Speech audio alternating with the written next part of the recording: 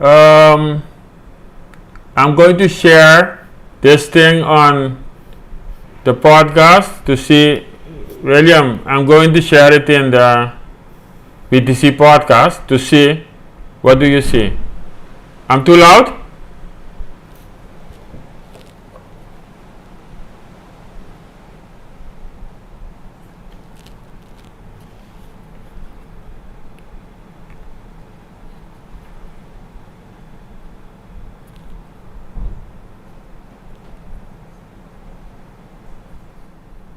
I'm putting it. Am I low now? Okay. Hey, can you see the link in the signal if something is showing up? In the signal, I clicked on the link. Do you see something?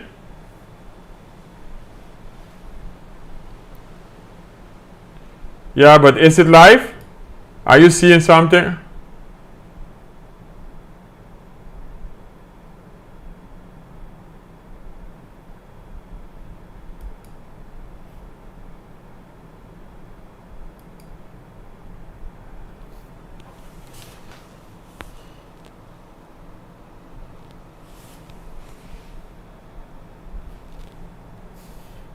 You don't see you. What do you see?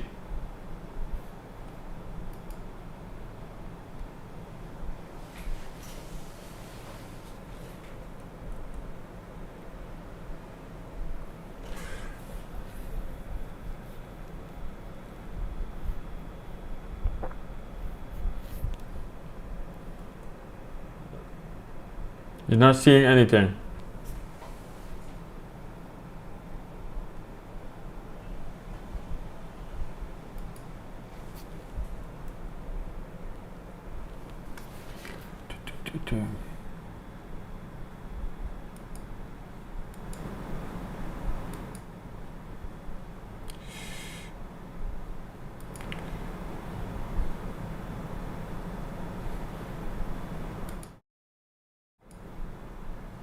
Too many sources. Okay.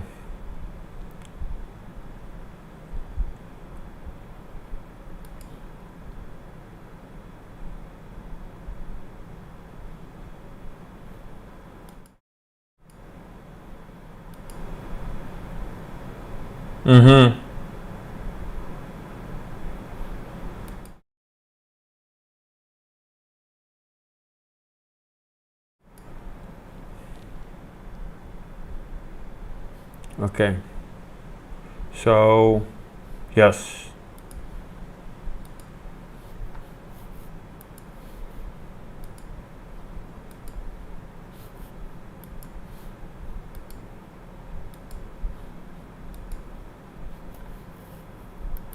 What do you see now?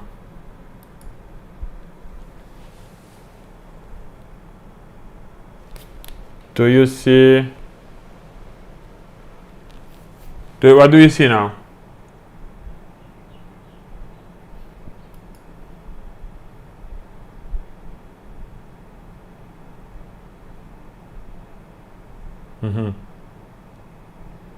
Yeah, I see the browser now.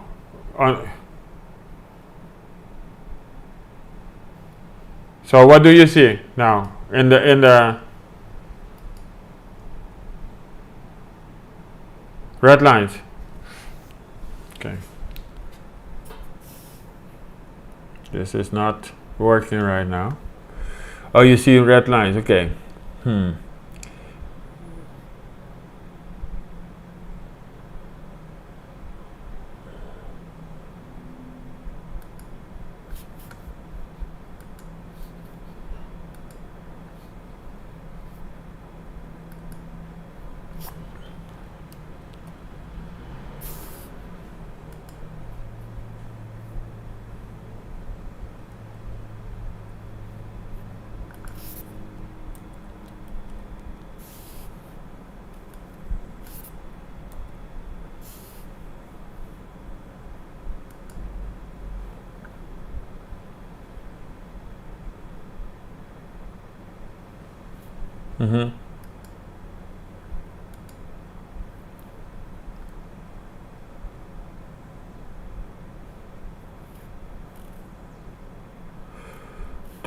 No, this is not.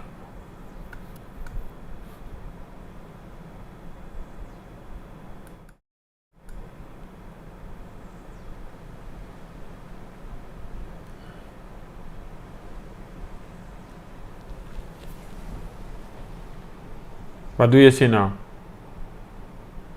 Yeah. Mm-hmm.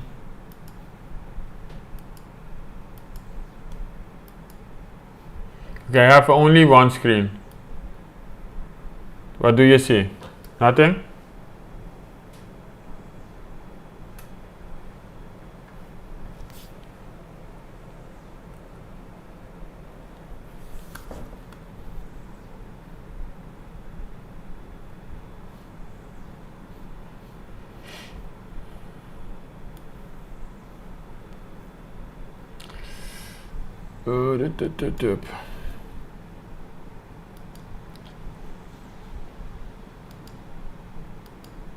No?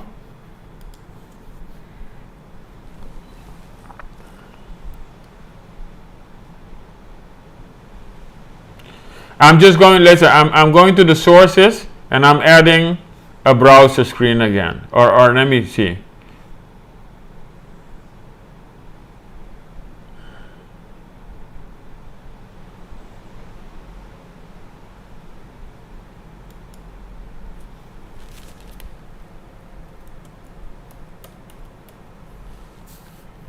Mm-hmm.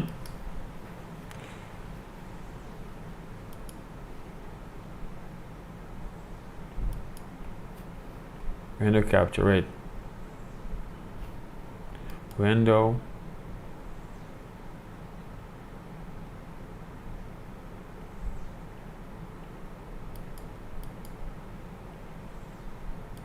Looking at a different screen. I'm going to, okay. You're looking at a different I'm seeing myself, I'm seeing you, myself, everybody in the screen. Yes. Okay, now you're sharing your whole window. We can see it.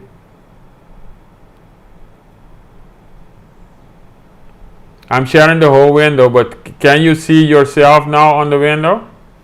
No, I see you. I don't see the window. I see only the red lines. Mm-hmm. Okay. I see your mouse moving. I think Now I see William's forehead. Yes. I think the problem is in OBS. Listen, in OBS, you need to in OBS you need to share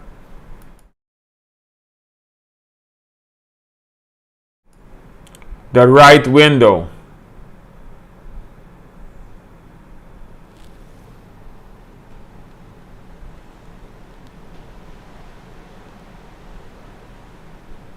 Now you hear our voices.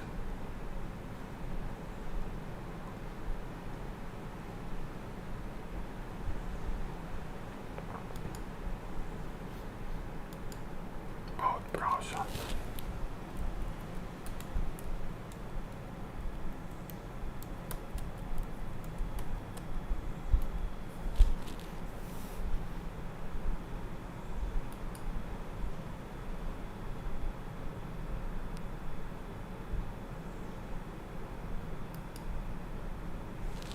Mm-hmm.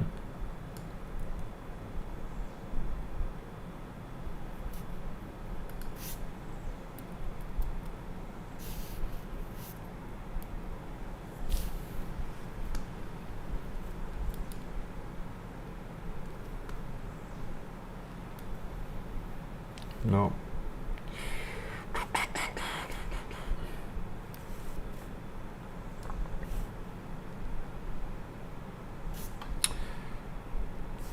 This is a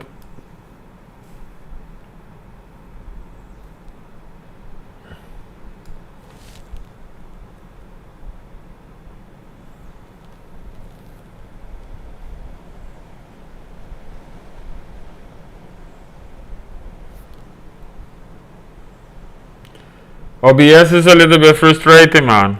Now, for us.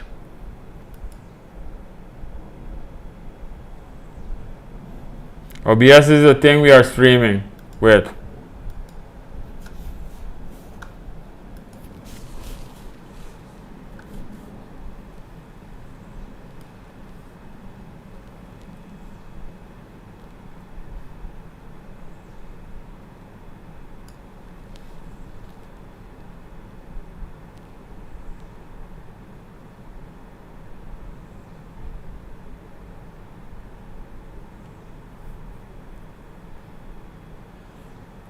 if I give it to the, if I give a key, how can I do it? No.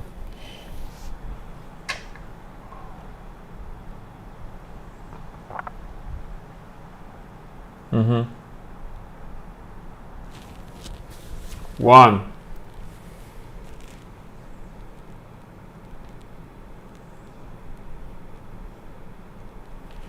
How many browsers do I have to open?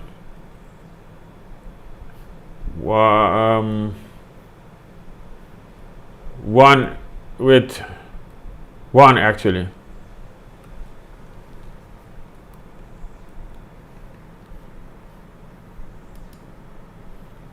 I have one browser open.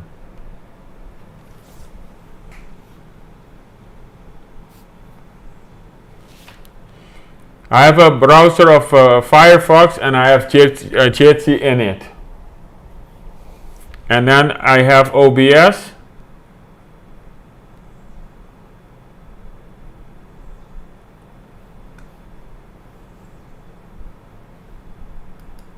I don't have another browser with YouTube. No.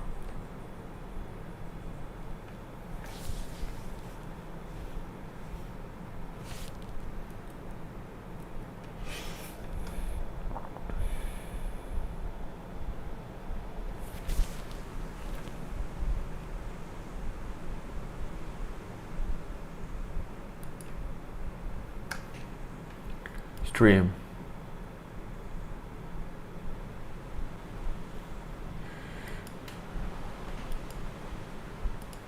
It's not working right now. Okay.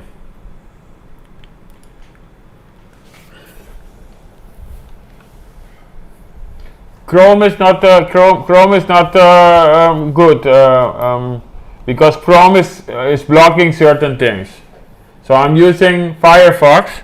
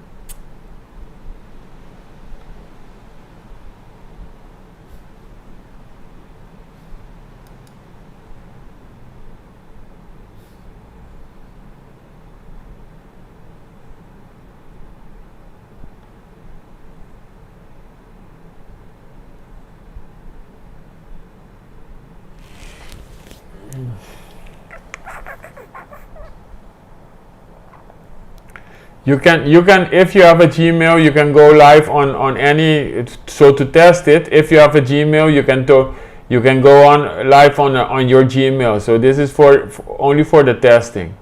You understand? So if you have a Gmail,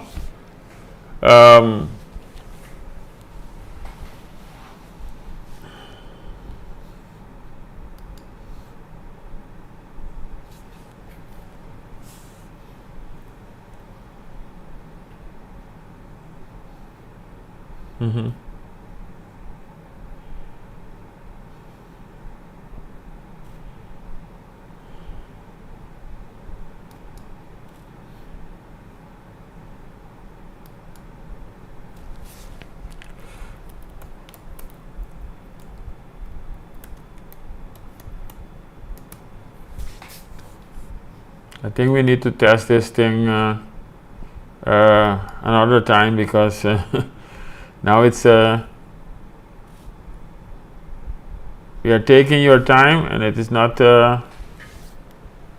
working.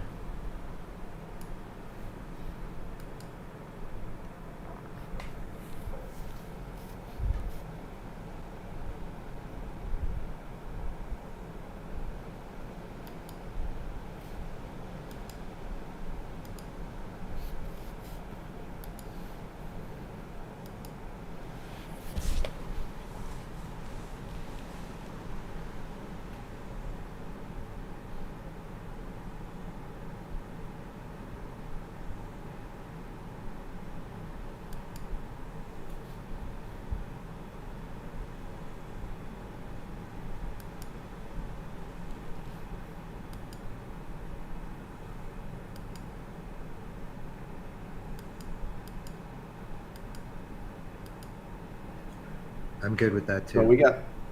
we got some time, unless I wasn't gonna unbox this unless we were doing this, so I'm at least happy I unboxed it. It's all working, and it was.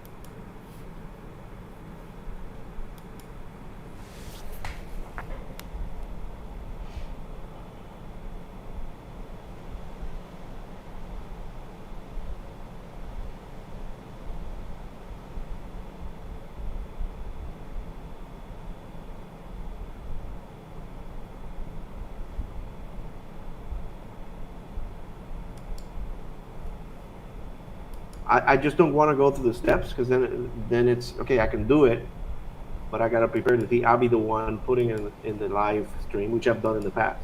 But I think if Ronnie is the one that's coordinating, he has the channel. He's gonna be putting these. He already had one podcast there. It's just a matter of figuring it out. If OBS is not for him, he can choose some other tool that works better on Mac. I don't know. I use OBS because it's open source and it works well on Linux. That's the only reason I'm using it, and it happens to be working fairly well on Mac. I mean, last time you did it, Ronnie, you were using OBS on Mac, so Yeah. we did it. It worked. So now Yeah, but last time we had some problems with the voice. Remember? right. That's fine. Okay, but the point is that we were able to record, and we were able to get it going. So I think you're almost there, man. See, your live broadcast stopped. You did something.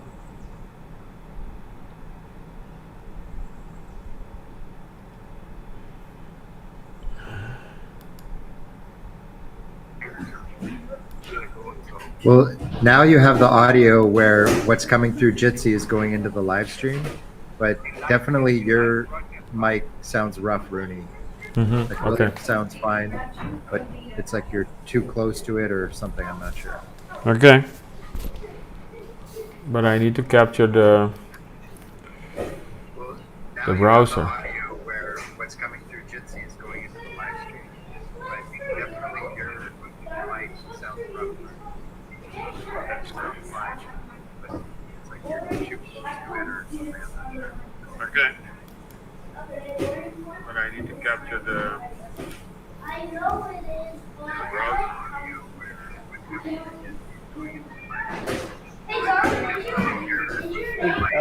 Here, I'm going to ask you: do we still have 90 shops on the website?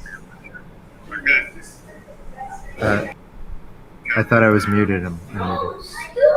Yeah, there's 90, and the reason I put that question in the thing is because on the BTC map, there's only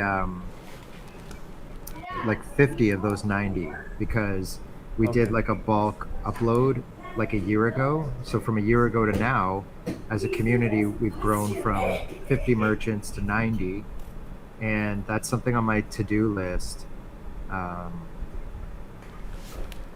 Like to figure out.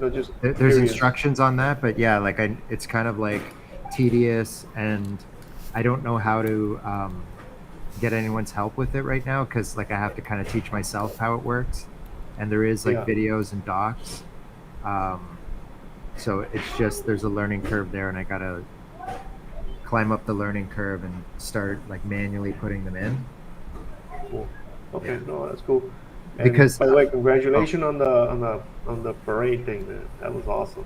thank you very much. Like I'm so happy that And it all looks worked out. so modern. I mean, the design, it was like a modern Yeah. design. It's not the traditional, Yeah. carroza. It had those angles like a stealth Yeah. fighter.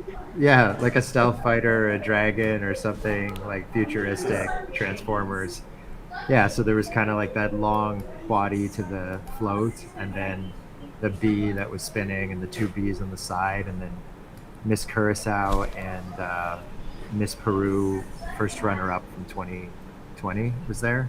Oh, both. Oh, that was Miss Peru. Okay. Yeah. Yeah, first runner-up, thought Miss it- Peru. I thought it was El Salvador. Who was the friend that? Because she went to El Salvador, right? Where was the Miss? It was in El Salvador this year. Yeah. And she was friends with El Salvador, Miss El Salvador, right? Yeah, Miss Bitcoin who was Miss El Salvador last year. And at this competition, the previous Miss El Salvador, who wore like a Bitcoin dress at the previous year's pageant, her year ended this November. Okay, so who won the pageant? So this was Miss Nicaragua. Nicaragua. Okay, so who was friends to Miss Curacao? It was Miss Peru. Yeah, I guess she's got a number of friends Okay, in the so they all organization, Bitcoiners. They were all orange pilled. Most of them.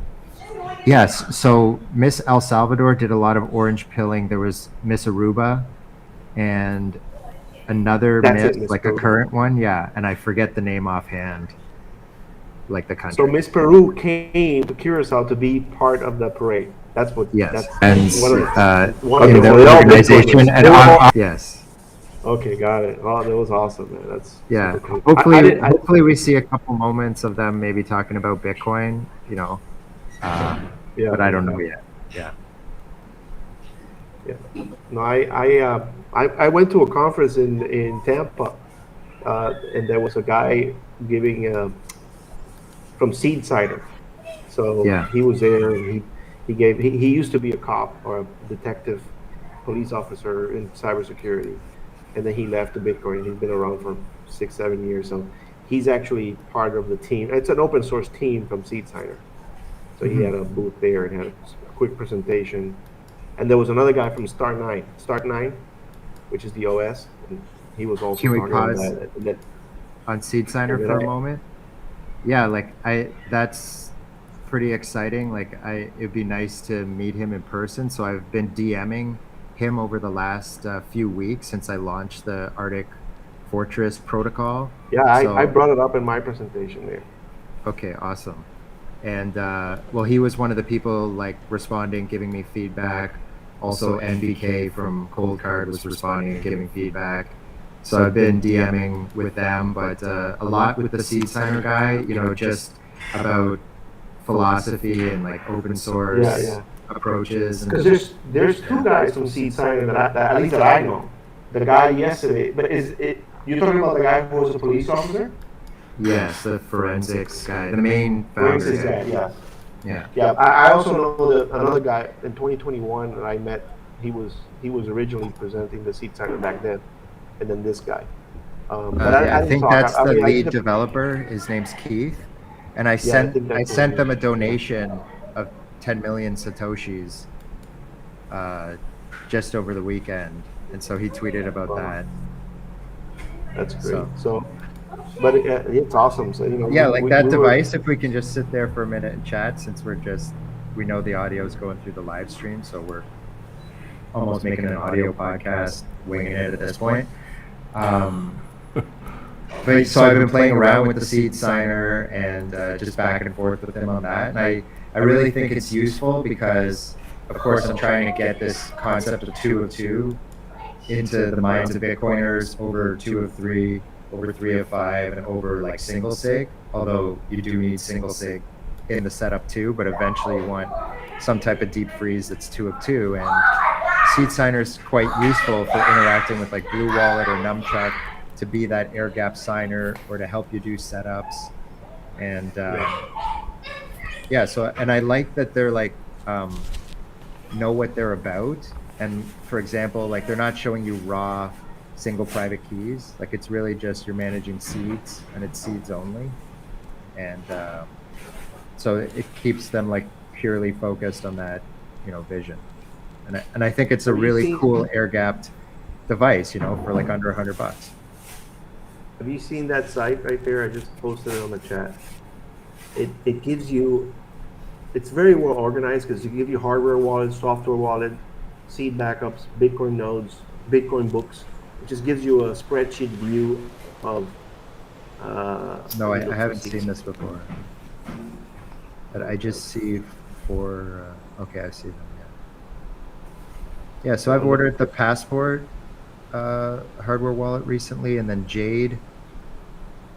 And then I got the Seed Signer.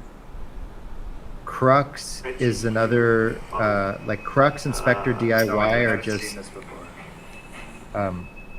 more rudimentary DIY devices like the Seed Signer. How about Bitbox? Heard of Bitbox? I heard of it, but I haven't interacted with it. And then I'm like going through this list, right? So I'm now like trying to teach people to get stuff off of exchanges, which means they need something simple and approachable.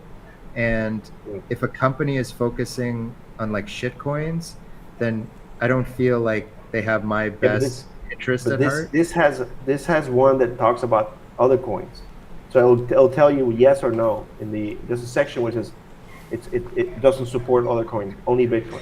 Like for example, Cold Card, Yeah, the Q1 and the MK4. I've pre-ordered that. I have the Cold Card Mark III.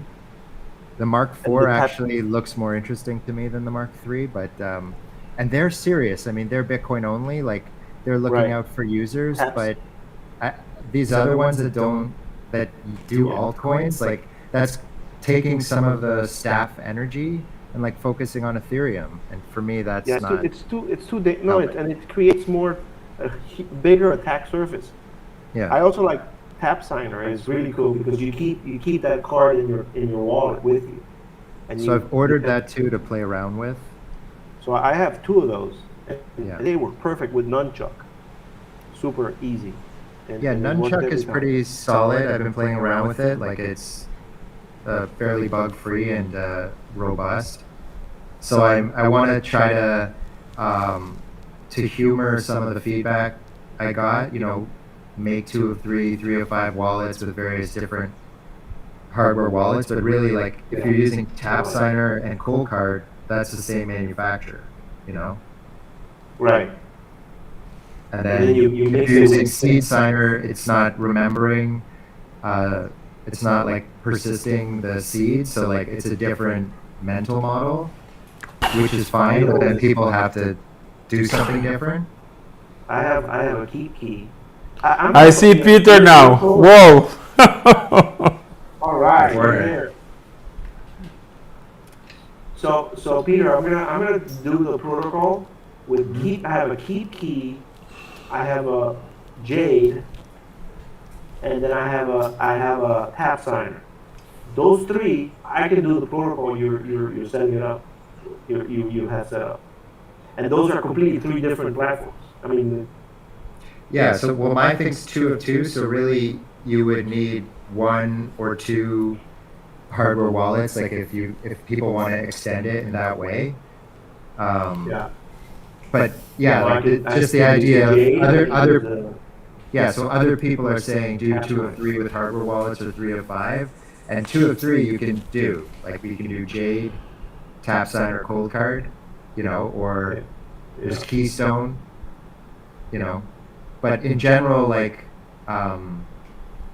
these companies come and go. So like maybe the biggest names you can trust, but then like we got rugged by Trezor and Ledger, like focusing on Ethereum.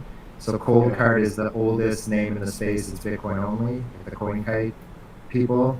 And then Bitbox, they're saying they have a Bitcoin only firmware, but half their company is focusing on Solana and those things. And then Kobo Vault turned into Keystone. So like there's something untrustworthy about like the foundation of how that switched corporations. Someone got rugged there in the cap table of the company or something, and some of the devices are maybe stripped down Androids instead of like built from the ground up devices.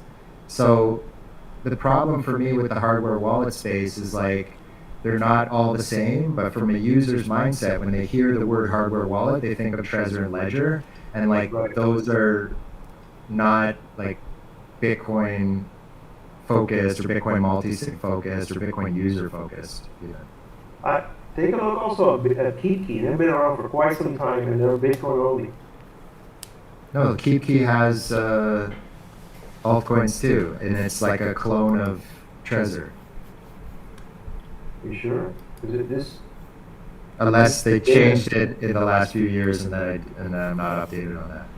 Yeah, I've used. Let me put it this way. I don't have an app for KeepKey, so I don't use it. That's another thing. So I don't use the Keep. If it cannot be used with Electrum wallet, for example, I won't even bother, right? But I use Keep. I use Keep with Electrum, and it doesn't have.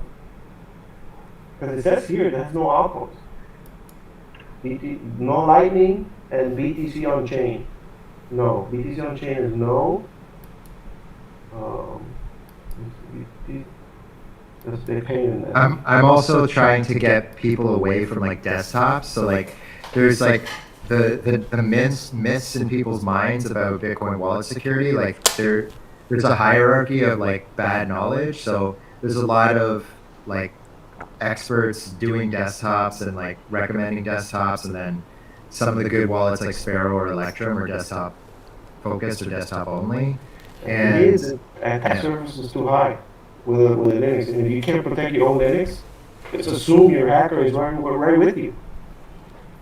Yeah, well, the thing is, I can't teach anyone Linux, so the second you say desktop, best case scenario they're on a Mac, you know, or Windows. Yeah, so 90% of the people take Windows device, and they already have malware on there that can do all sorts of havoc for like a multi-sig setup, and it's just completely like starting the journey in the wrong thing. And then for me, if a hardware wallet can't be fully used on mobile, then like that's problematic. So like with Cold Card and Seed Signer, you can get the SD card to work on a mobile Android, and like update the Cold Card firmware through mobile and get the operating system written on the Seed Signer through mobile. But like Trezor and Ledger don't support that, and then it's just kind of like in the decision making process. You write it directly into the SD card, right, from your mobile. Well, so for example, for Seed Signer, I didn't. I went onto my laptop. But what I'm saying is that you basically go to the hardware, you write or sign whatever on the on the SD card, you take it out, and you insert it in whatever other device you're going to be using. If it's your laptop or if it's your mobile, if it's your mobile, you would have to have some kind of transfer mechanism to put it in your mobile. Yeah, so I have like a USB dongle that like the SD card how many people have that USB dongle? So that's a difficulty right there. That's a difficulty. Not too many people have that, but not too many people have laptops. So that's where our generation, and because we're IT people, we're biased into that. So people, even if people use desktops for work, they don't want to do it when they come home. You know, like our hobby is computer stuff. Ease of being able to, transfer everything from the hardware, wherever you have, into your phone without anything touching it. That mentality. So the QR thing is what I believe in. Not so going to the QR code, I strongly believe in that. Yeah. Jade uses that. The Cold Card, the Seed Signer uses it, right? Yep. The Cold Card, and Passport, and then Keystone. So like, that's the key right there. If they can display QR code, you're good to go.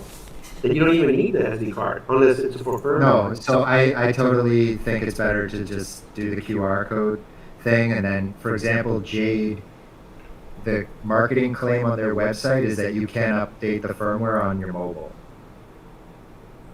So you would plug it in by USB to your mobile, update the firmware, and then when normal operation, you're just doing the QR code. Yeah, I know that. I did that to my Jade. Yes, that's true. I did that to my Jade about a year ago. And when you use partially signed Bitcoin transactions, like because it's a standard, you don't necessarily have to like update the firmware on the Jade, for example. Right. You know, you just like keep it offline forever, never update it type thing. Yeah. So that is it's great news at Seed Signer. I gotta get a Seed Signer now. I'm convinced more and more because like my ledger, the screen doesn't. You can't barely see them. Oh, I know. LED. I try so hard not to like throw dunks at individual companies, but that screen thing failed on me more than once. But it lasted. I mean, it's a long. I mean, I've had that thing for a long time, so I think it did its duty. It did its thing. The Bitcoin the Keep key is to me is working good too. I mean, it works perfect on the Android mobile. Sorry, on the Electron, and then I have the Jade. The Jade, in terms of quality, seems a little bit flimsy, but that's the low end. That's why you get those prices. Right. But if you use it for carefully, take good care of it, it'll last. It'll last long, and the cold card too. I have a MK4, I think. I actually have two. I have two, and I burnt. It's so stupid of me. Y'all was just testing it. This is an MK3. Yeah. This kid here. And I kept putting the wrong pin. Yeah. So how many times? 1, 2, 3, 4. I went all the way to 9. And then it said Last you have it wasn't this self-destruction. It was more like you have broken your cold card. It will never, don't even, it's like turn it off and put it use it as a brick. Yeah. So there's a lot. Yeah, there's a lot of myths around plausible deniability and pins that the hardware wallet vendors are getting wrong, like more than one of them. So, for example, they'll be like, the old paradigm was like, you have some hot wallet somewhere. Maybe it's just your exchange wallet, Mt. Gox. And then you have your like cold wallet, and that's your Trezor or Ledger with a main pin, and your life savings is on the main pin. And then you have a dummy decoy wallet on a decoy pin. So in the event of Ledger had that, yeah. Yeah, so Ledger has that, and Cold Card has duress pins and brick pins. Yeah. So here we're speaking for a moment just about the duress pin, not the brick pin, because that's a little bit of a different game theory. But not completely for this story that I'm telling right now, which is plausible deniability. It's not supposed to be that you have to actively